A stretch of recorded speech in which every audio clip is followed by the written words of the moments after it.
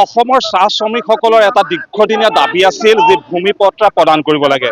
অসমৰ মুখ্যমন্ত্ৰী ডক্টৰ হিমন্ত বিশ্ব শৰ্মাই ইতিমধ্যে ভূমি পট্টা প্ৰদানক লৈ ইতিমধ্যে গুৰুত্বপূৰ্ণ ভূমিকা পালন কৰিলে আৰু যোৱাকালি ইতিমধ্যে ডিব্ৰুগড়ত আনুষ্ঠানিকভাৱে যি পত্ৰ প্ৰদানৰ যি কাৰ্যসূচী আনুষ্ঠানিকভাৱে শুভোদ্বোধন কৰিলে আৰু এই মুহূৰ্তত বাগিচাসমূহত মুখ্যমন্ত্ৰী যি জয়ধ্বনিৰে ইতিমধ্যে মুখৰিত হৈছে। আৰু মই বৰ্তমান উপস্থিত আছো গৰঙা চাহ বাগিচা আৰু গৰঙা চাহ বাগিচাত এই মুহূৰ্তত আমি দেখুৱাইছো সকলো শ্ৰমিক আজি পুৱাই ওলাই আহিছে মুখ্যমন্ত্ৰীগৰাকীক ধন্যবাদ জনাবৰ বাবে আৰু এই মুহূৰ্তত মুখ্যমন্ত্ৰী জিন্দাবাদ, চাহ শ্ৰমিক জিন্দাবাদ, প্ৰধানমন্ত্ৰী নৰেন্দ্ৰ মোদী জিন্দাবাদ আদি শ্লোগানে ইতিমধ্যে মুখৰিত হৈছে। যিহেতু বহুদিনীয়া এক দাবী আছিল যে ভূমি পট্টা প্ৰদান কৰিব লাগে আৰু মুখ্যমন্ত্ৰীগৰাকীয়ে ইতিমধ্যে এই যি ভূমি পট্টা প্ৰদানৰ গুৰুত্ব সহকাৰে লৈ আৰু আনুষ্ঠানিকভাৱে গোলাঘাট জিলাৰ চক্ৰ বিষয়া কাৰ্যালয়ৰ যিসকল বিষয়ববীয়াসকলৰ উপস্থিতিত ইতিমধ্যে কাৰ্ড প্ৰদান ব্যৱস্থা গ্ৰহণ কৰিলে। তাৰ পাছতে ইতিমধ্যে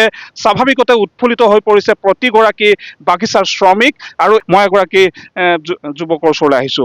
আপোনালোকে যথেষ্ট উৎফুল্লিত হৈছে, কি ক'ব এই মুহূৰ্তত? সৰ্বপ্ৰথমে আমি বিজেপি জিন্দাবাদ জিন্দাবাদ, নৰেন্দ্ৰ মোদী জিন্দাবাদ, মীনাল শইকীয়া জিন্দাবাদ, হিমন্ত বিশ্ব শৰ্মা জিন্দাবাদ। আমি সকলো ৰাইজে একত্ৰিত হৈ পেলাই সৰ্বপ্ৰথমে বিজেপি চৰকাৰক অশেষ ধন্যবাদ, লগত হিমন্ত বিশ্ব শৰ্মাকো অশেষ ধন্যবাদ, লগতে আমাৰ মীনাল শইকীয়া দেৱকো অশেষ ধন্যবাদ যাচিছোঁ।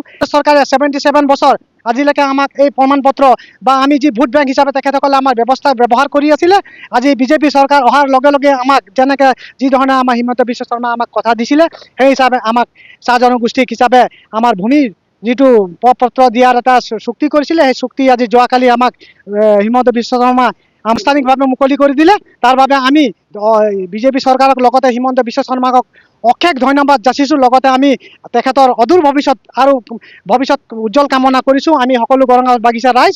লগতে আমি বিজেপি চৰকাৰক জিন্দাবাদ জনাওঁ, নৰেন্দ্ৰ মোদীকো জিন্দাবাদ দিওঁ, লগতে আমি মীনাল শইকীয়া ডাঙৰীয়াকো জিন্দাবাদ দিওঁ। নিশ্চিতভাৱে সকলো যথেষ্ট উৎফুল্লিত হৈ পৰিছে। আন এগৰাকী আছে, কি ক'ব? যিহেতু ইতিমধ্যে আপোনালোকে পত্ৰ লাভ কৰিলে, আজি পুৱাই আপোনালোকে সকলো শ্ৰমিক আহি ইয়াত উপস্থিত হৈছে সেই মুখ্যমন্ত্ৰীগৰাকীক ধন্যবাদ জনাবৰ বাবে, এই মুহূৰ্তত কেনেকুৱা লাগিছে? হয়, আমি এই নিউজৰ থ্ৰুৱেদি আমি মুখ্যমন্ত্ৰী ডাঙৰীয়াদেৱক আমি অশেষ ধন্যবাদ জ্ঞাপন কৰিছোঁ। এইটোৰ কাৰণে আমি যি 200 বছৰ দিন ধৰি যিটো ভুক্তভোগী এটা আছিলোঁ, এতিয়া সেই ভুক্তভোগীৰ ফলাফল দেখি পাইছোঁ। গতিকে এই চৰকাৰৰ দিনত, বিজেপি চৰকাৰৰ দিনত আমি বহুখিনি ৰাস্তাই হওক, বহুখিনি অৰুণোদয়ৰ ক্ষেত্ৰতেই হওক, বহুখিনি ক্ষেত্ৰত আমি ছাকচেছ হৈছোঁ। আৰু শুদ্ধকৈ চাইছে যদি এই বিজেপি চৰকাৰখনে চাইছে। ইতিমধ্যে আপোনালোকে যি পত্ৰ লাভ কৰিছে কেনেকুৱা লাগিছে? সকলোৰে মুখত হাঁহি দেখিছোঁ। হয়, আজি এই প্ৰপত্ৰটো আমি যেতিয়া পালোঁ নিজ হাতেৰে, তেতিয়া আমাক গৌৰৱিত হৈছে, গৌৰৱ লাগিছে, খুব ভাল লাগিছে, আনন্দিত লাগিছে যে আজিৰ দিনটো আমি খুব জাক জমকাকৈ ক'তবা বজনাৰেৰে জাক জমকা কৰি আমি নাচ গান কৰিয়ে দিনটো কটাম বুলি আশা ৰাখিছিলোঁ।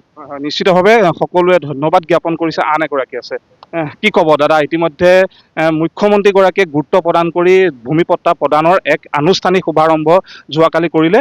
এই মুহূৰ্তত আপোনালোকে সকলোৱে মুখ্যমন্ত্ৰীগৰাকীক ধন্যবাদ জনাবৰ বাবে ইয়াত উপস্থিত হৈছে, কি ক'ব?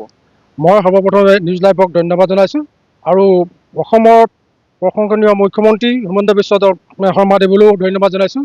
চাহ শ্ৰমিকৰ যি ঐতিহাসিক এই যিটো আঁচনি ঘোষণা কৰিলে, আমাৰ চাহ শ্ৰমিক নথৈ আনন্দিত হৈছে, কিয়নো আমাৰ চাহ শ্ৰমিকৰ শিক্ষাৰ ক্ষেত্ৰত বহুত পিছপৰা। তাকে যেনিবা আমাৰ চাহ শ্ৰমিকসকলে শিক্ষা লোৱাৰ পাছতো কিছুমান ক্ষেত্ৰত বহুত পাছ পৰি পৰিব লগা হৈছিল, কিয়নো মাটি পট্টা নথকাৰ কাৰণে বহুতো আমাৰ প্ৰমাণ পত্ৰ উপস্থিতি ওলাব পৰা নাছিলে। কিন্তু এতিয়া মুখ্যমন্ত্ৰীগৰাকীয়ে যেনেধৰণে কথা কৈছিলে তেনেধৰণে ৰাখিছে। নিশ্চয় মুখ্যমন্ত্ৰী যি ধৰণে কথা দিছিলে সেই ধৰণে চাহ শ্ৰমিকৰ প্ৰতি তেখেতৰ দৃষ্টিভংগী সফল হিচাপে ৰূপায়ণ কৰিছে।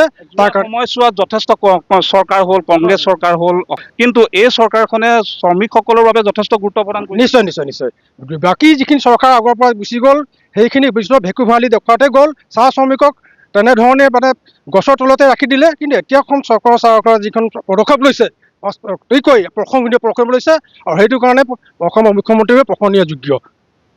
হয়, নিশ্চিতভাৱে আন এগৰাকী আছে। কি ক'ব চমুকৈ আজি যিহেতু আপোনালোকে সকলোৰে মুখত হাঁহি দেখিছোঁ, মুখ্যমন্ত্ৰী জিন্দাবাদ ধ্বনিৰে মুখৰিত কৰিছে, কি ক'ব?